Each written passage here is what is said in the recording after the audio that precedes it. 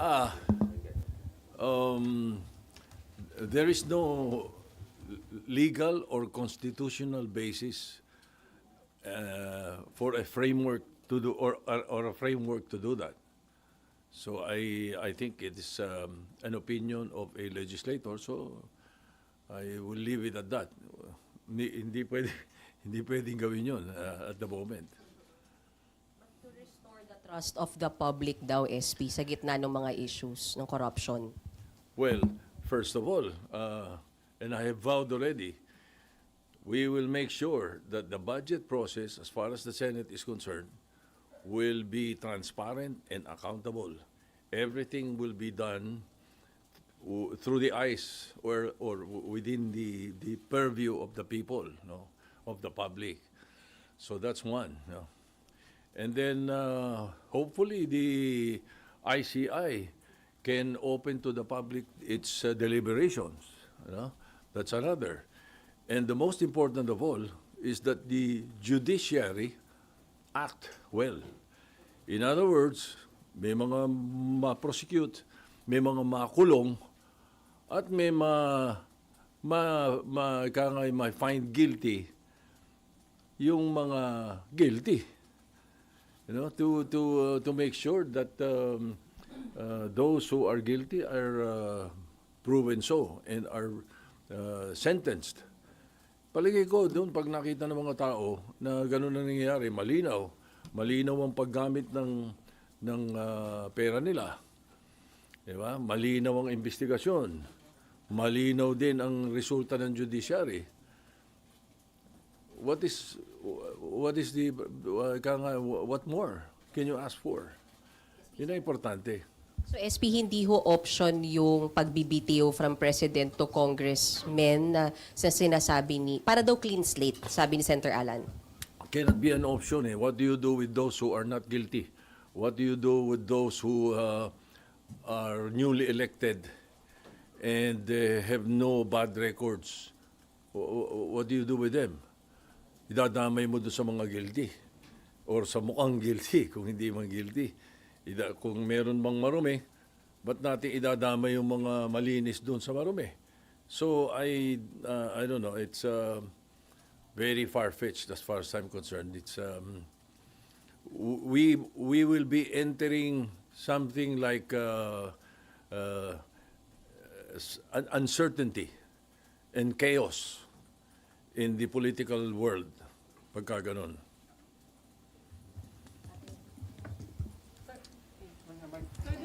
Sir, nakausap na ho ba kayo ni Senator Lacson tungkol po dun sa balak niyang resignation? Tinanggap na ho ba yung resignation niya as chairman po ng Blue Ribbon Committee? Salamat po. Hindi, nagkausap kami kagabi. Wala pa kami tinatanggap. Wala pa naman siyang pinapadalang sulat or I think he wants to do that personally. Nagkausap kami kagabi. And ayun, nagkausap kami kagabi.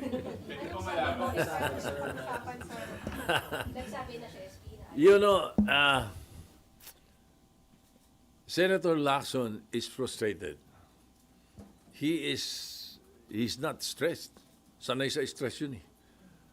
Yeah. Pero ang nakikita niya, frustrated because nag-hearing siya, may umaangal.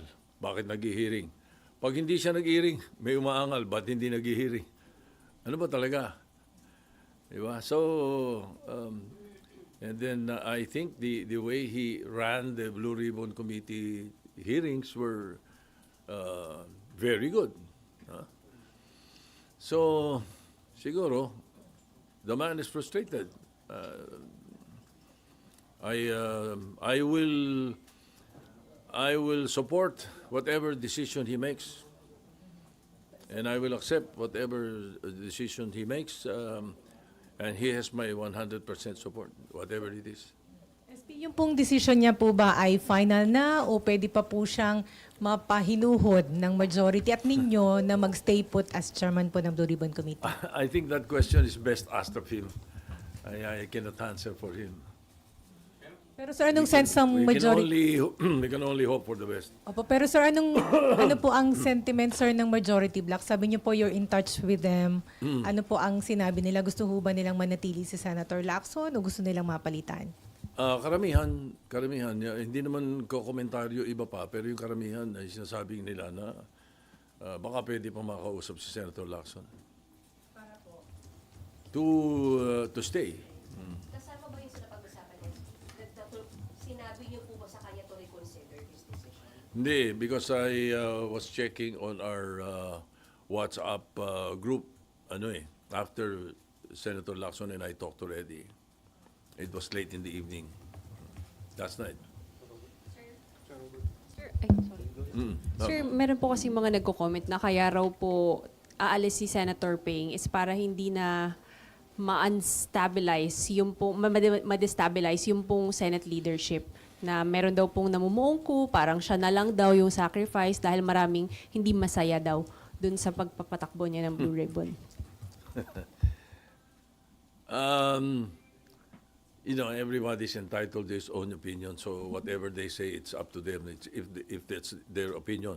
But as far as I'm concerned, and my opinion is, the Senate is stable, both majority and minority.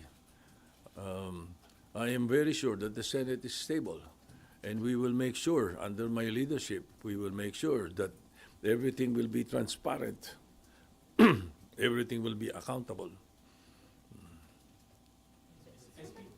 What do you make of those rumors na merong attempt to unseat you and install a new leadership? Hindi ko alam kung saan nanggagaling eh. Alam mo naman dito sa Senado, pagka nanggagaling sa social media yung kwento, hindi ka, madaling kumalat dahil social media, pero I don't see it coming from anywhere. In fact, the other day, nagkausap kami ni Senator Alan at nababanggit na rin yan eh. Sabi niya nga, siya mismo nagsabi sa akin, wala naman akong kinakausap kahit sino eh, sabi rin niya. And you believe him, sir? And you believe him, sir? And you believe him, sir? Yeah, I believe him. Sir, yung pong napag-usapan ninyo sa majority regarding dun sa leadership po, nag-loyalty check ba kayo or sila mismo kinausap kayo after hearing the story na sa inyo pa rin yung suporta po nila? Nagkakausap-usap naman kami. Pagka mayroong mga lumilitaw na ganyan, I get messages from some of them saying na, ano ba yan, we should listen to that, mga ganun-ganun. Yeah, no need for a loyalty check. How confident are you, SP, that the majority still... How confident are you, SP, that the majority bloc still supports your Senate presidency? I'm quite confident. But as usual, any senator who is elected into the leadership only serve at the pleasure of your colleagues, of your peers. So we always leave it at that. But as far as I'm concerned, and as far as I know now, I'm quite confident that we are stable and the leadership of the Senate is well in place. May interviews kay Senator JV na parang may lumabas sa mga reports na may balak siyang kumala sa majority. May ganun ho bang na sabi po sa inyo? Paulit-ulit si JB, sinasabi niya na nung araw pa yan, rehash daw yan eh. And he was interviewed and quoted that, I think about more than 2 weeks ago, when the issue of the interview of Senator Lacson mentioned about certain insertions of some senators, or almost all like that. Parang ganun yung ginabi. That was the reaction of Senator JV the following day. But after that, when I explained what insertions and amendments are and how it is really placed in the budget, at yun yung mga nabanggit na yun, ay karamihan naman yung amendments, it all settled down eh. So, the issue that is being placed in social media and some mainstream media reports about Senator JB, I am very sure that he will deny it now. He did say that before. But in fact, I was on the phone with him yesterday telling him about plano ni Senator Lacson. And he was quite worried. Sabi niya, mahirap pag-usapan natin, parang gano'n. And then he also, he told me na baka iniisip ni Senator Lacson yung mga nilalabas sa media tungkol sa sinabi ko, baka that influences him, sabi ni Senator JV. Uh, that's an old rehash, sabi niya. Wala akong sinasabing ganun. And I think he talked to Senator JV called Ping to tell him that. As far as you know, SP, walang kahit sinong miyembro ng mayorya ang kakalas at this time po. Yes, yes. SP, kung sakaling matuloy po yung resignation ni Senator Ping, sino po yung posibleng pumalit? Tsaka itutuloy pa po ba yung mga hearing ng Blue Ribbon kahit mag-resign na si Senator Ping? The Blue Ribbon is always alive as far as the Senate is concerned. Kaya siya lang ang pwedeng mag-motu proprio hearing without a resolution, without a privilege speech, without any bill referred to it. Motu proprio by the chairman. Kaya laging buhay ang Blue Ribbon. Hindi mawawala yan. Hindi nawawala yan. Maaaring napopostpone kung minsan, nasususpend, but it is always ongoing. Now, if indeed Senator Lacson resigns, his candidate would be a very good, it would be something to consider. But we will leave it up to the members of the majority. We'll talk about it first. We'll cross the bridge when we get there. Pero sir, yung flood control investigation, ipagpapatuloy pa rin po ba? Siyempre, kung ano yung mga dapat maipadala na namin. Meron kami mga nakuha na marami ng informasyon na nakuha Ang importante dito, ipadala ito sa ICI and the DOJ so that they continue with, it can aid them in their the performance of their mandates. Malaking tulong yun, palagay ko, sa kanila. SP, kayo po ba personally, meron po kayo, sir, nasa harap na ako. SP, kayo po personally, meron kayong pick for the Blue Ribbon Chair, for the meron po kayong gustong choice ninyo for Blue Ribbon Chairman?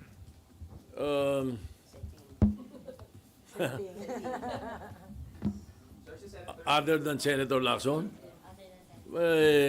There are about 3 or 4 members of the Senate who I think would be able to handle it also, but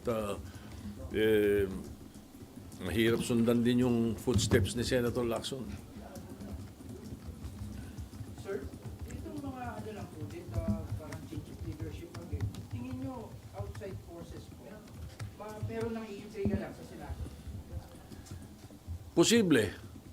Malamang may mga nag-iintriga lang sa Senado. Sige, sapagkat pagkausap ko naman yung leadership ng minority, wala naman kaming hindi pinagkakaunawaan eh.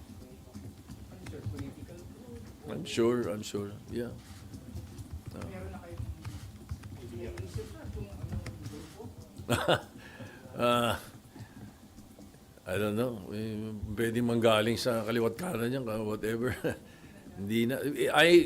We should not allow these talks to hamper the work of the Senate. And that's the reason that last week we decided to suspend the sessions habang wala yung mga agenda na mayroong mga bills pending. Nakita nyo yung mga pending na treaty, pinalasa lang muna namin. Then we suspended to allow the budget deliberations and the budget hearings, I should say, to allow the budget hearings to continue without stoppage. Kasi nangyayari, every 3 p.m., because of the session, they have to stop the budget hearings.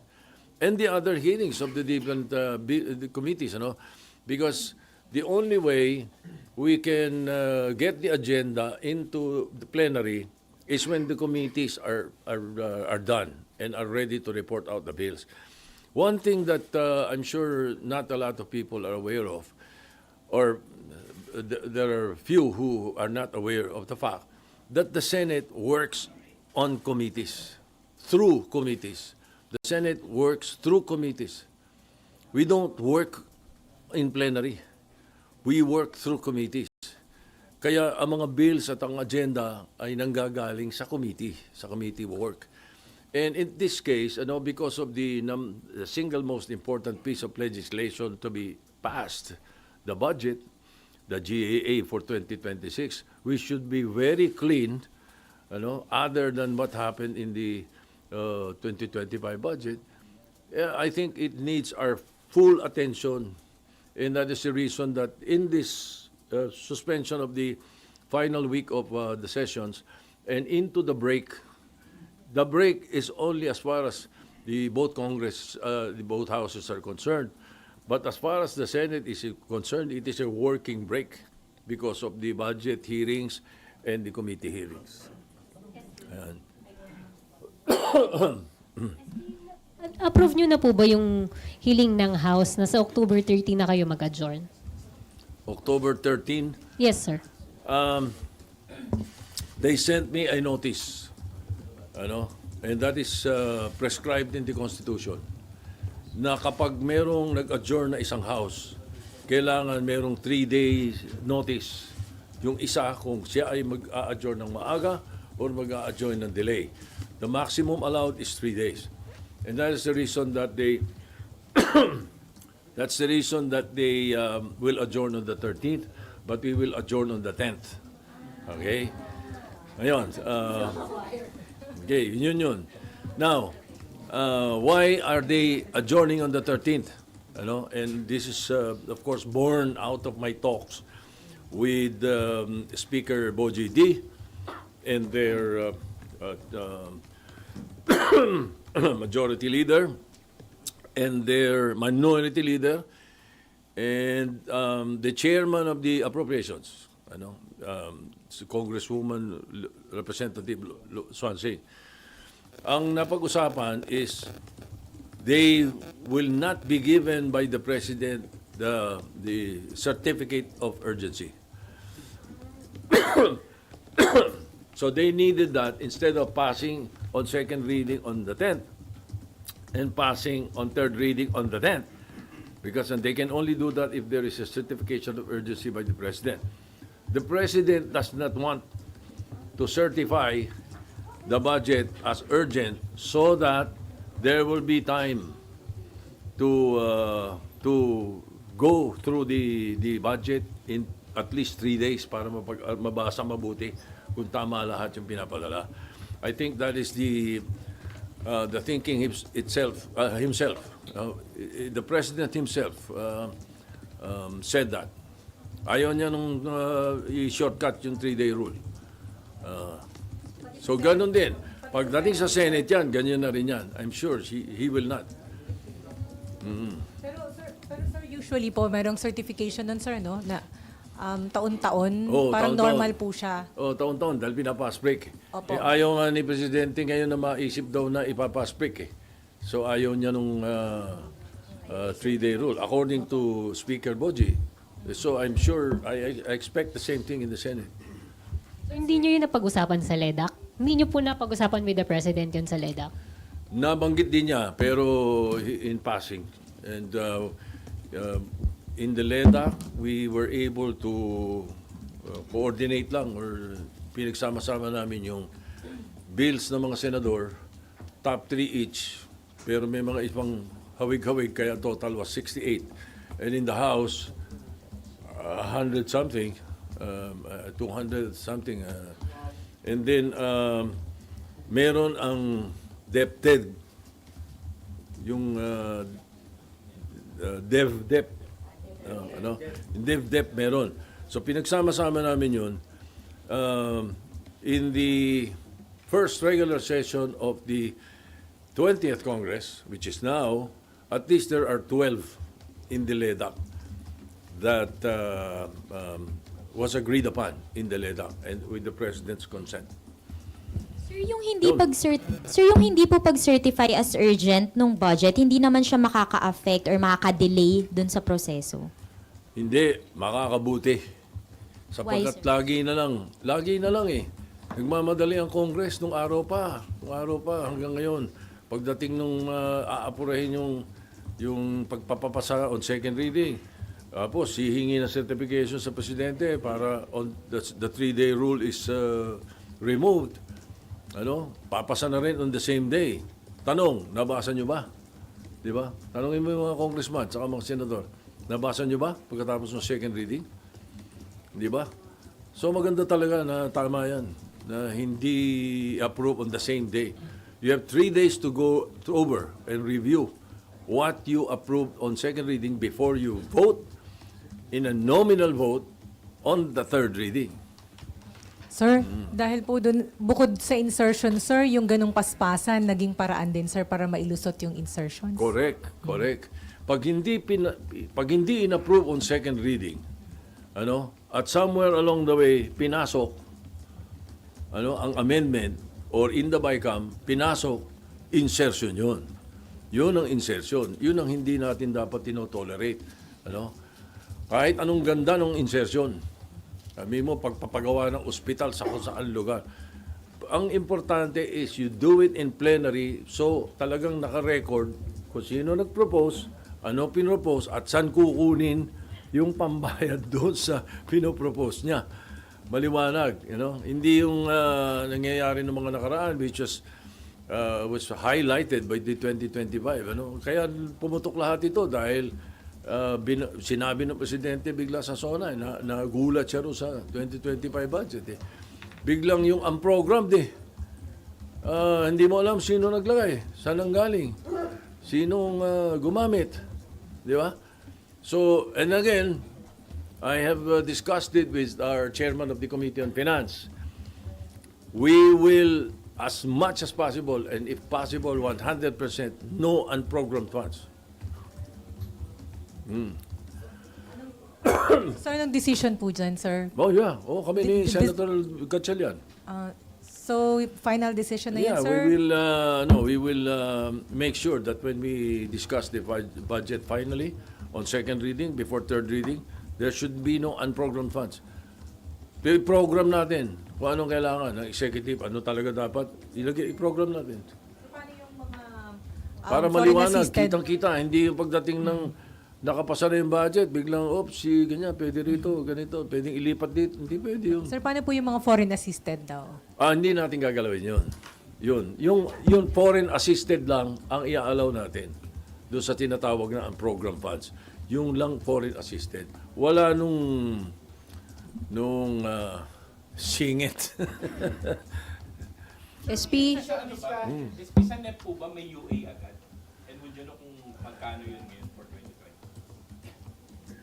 I have to check. I think you'd better ask Senator Gatchalian that question. Medyo yan. I will be talking off my hat if I answer that. And I answer it wrongly. Nako. SP, sorry, hindi pa rin ako naka-move on kay Senping. Sir, yung tawag niya sa inyo kahapon, SP, nagpaalam na siya formally na bababa na siya ng Blue Ribbon. Can we say that?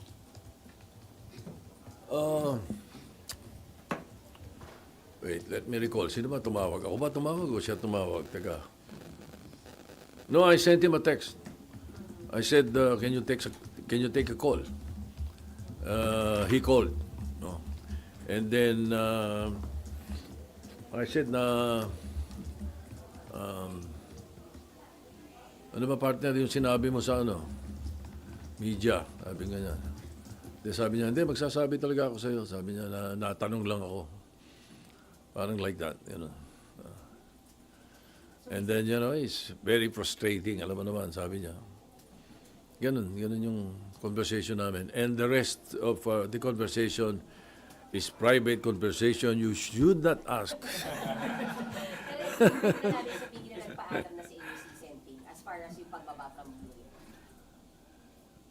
What is that again? Nagpaalam na si Senping sa inyo sa pagbaba niya sa Blue Ribbon. Sinasabi niya nagpaplano siya na mag-resign.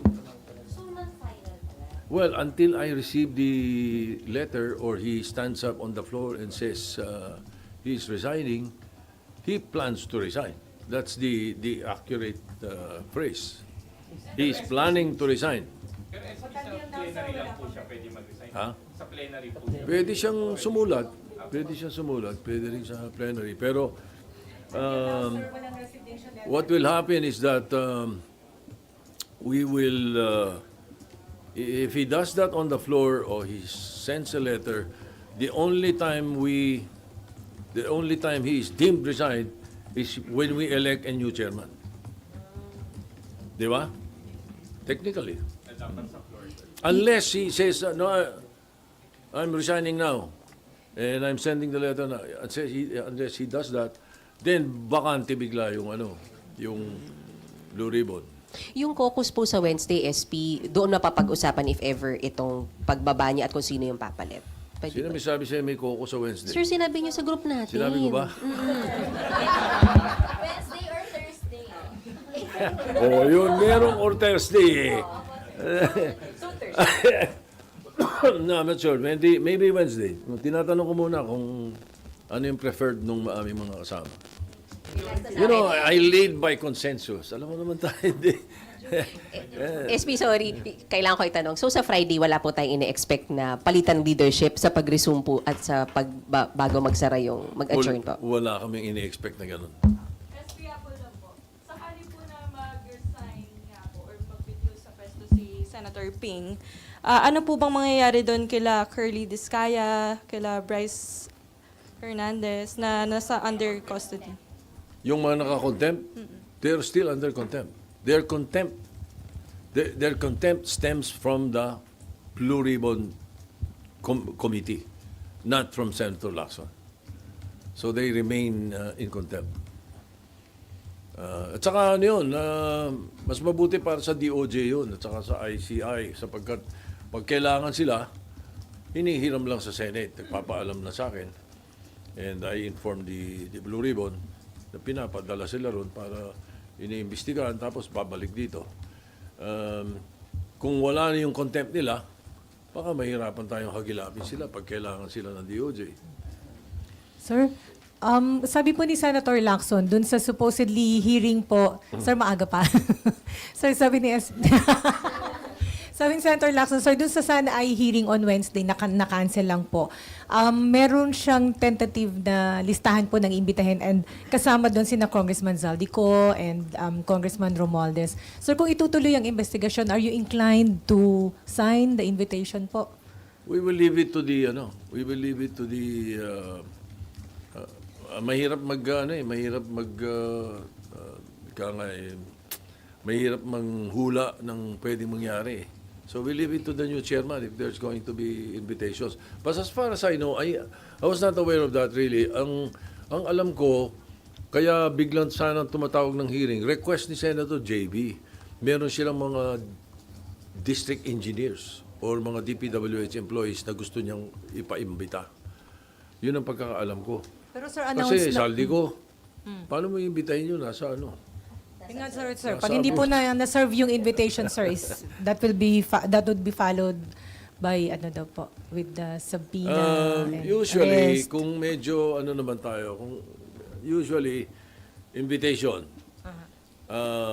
Pag hindi inono ni invitation, show cause, order. Maganda explanation, wala ka magagawa. Hindi maganda explanation or hindi natin gusto yung explanation, then subpoena kasunod. Pero sir, announce na po rin ni Senator Lacson last week, sir, na iimbitahin po sina Congressman Zaldico and Congressman Romualdez. So, Ganun ang procedure nun. If that is, if it will push through or if it would have pushed through. Pero sir, kasi congressman pa rin si Congressman Romualdez, Congressman Zaldico is no longer. So, Parliamentary ethics na pwedeng pagdaanan doon. Isaldi ko, hindi na. Opo. Wala ng parliamentary ethics yun. so pag-uusapan niyo pa po, sir, sa majority block kung padadala ng invitation si Congressman Romualdez o basta in-endorse po ng Blue Ribbon Committee, you'll sign? But siyempre kung ano sabihin ng Blue Ribbon Committee. Okay. Oh. Do you share yung frustration po ni Senator? To a certain extent. To a certain extent. Kasi kumisan kasi yung mga hearing namin na kung napapanood nyo naman siguro may mga spurious Di ba? May mga spurious na mga hindi naman dapat na pinag-uusapan sa Blue Ribbon nakakasingit So to a certain extent, I understand his frustration. Okay. Thank you very much. Thank you.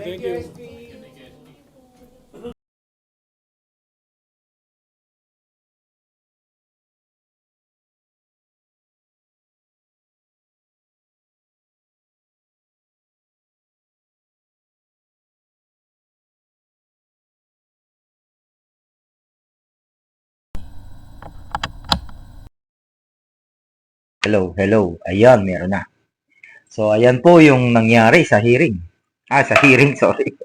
Sa press con ni SP Tito Soto. Ayan.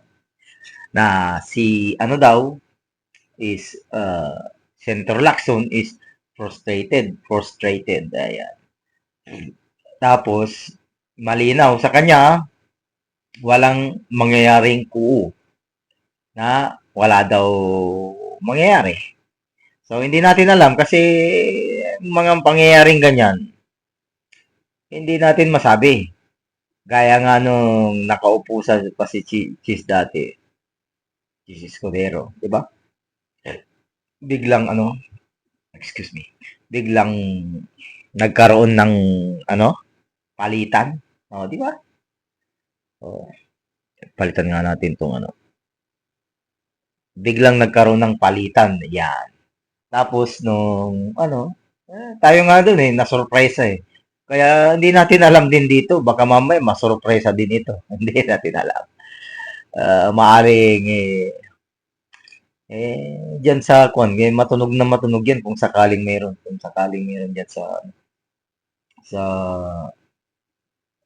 sa Senate. Pero ang isang malinaw dito bakit nagbitiw ito si Di kaya nakakahalata na tatanggalin din siya pagka nagpalit ng liderato, di ba? So, inunahan na niya. So, nandito lang at maraming salamat po sa inyong panonood. Syukran. Kape-kape lang. Kape-kape.